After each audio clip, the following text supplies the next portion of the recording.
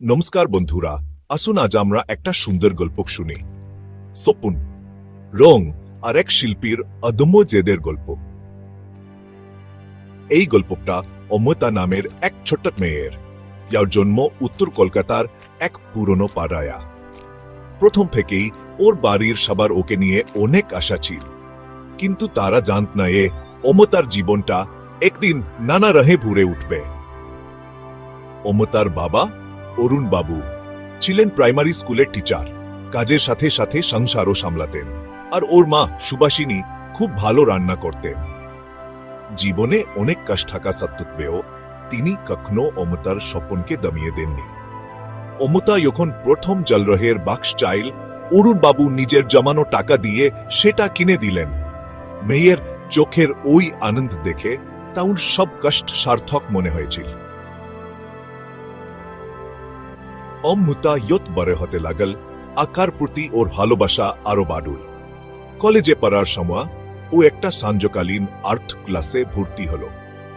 ওর teacher Subra Sen ওর প্রতিভা দেখে বললেন একটা ছোট প্রদর্শনী করতে। প্রথমে ভয় পেলেও বাবার উৎসাহে অমৃতা রাজি হয়ে গেল।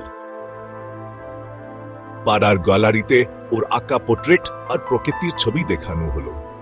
অনেকে ওর রঙের ব্যবহার আর রেখার টানের প্রশংসা করল, আবার কেউ কেউ ওর ওই একটু খাবারে আয়া কিন্তু দচ্ছে মুখ দেখে মুগ্ধ হল।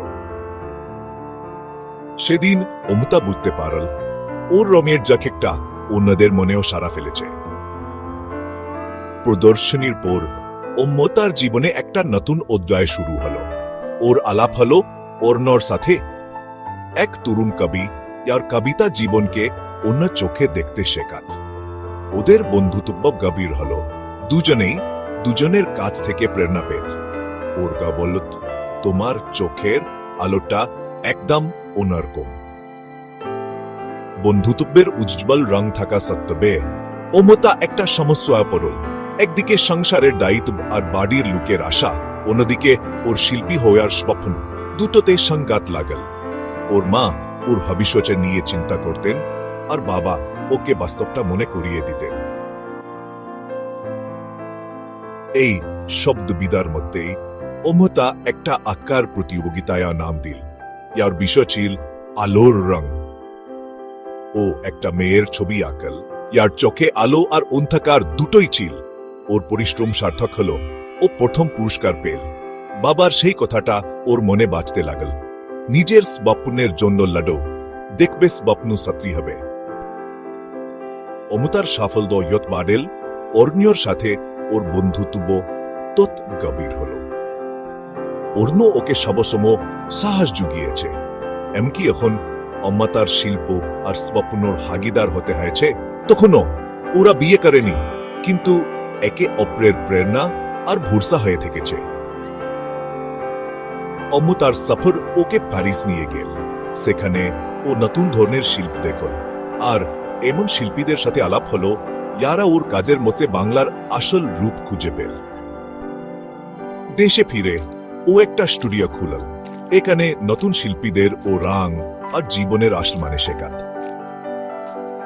ওর বাবা মা এখন বয়স্ক, মেয়ের সাফল্যে খুব গর্বিত ছিলেন।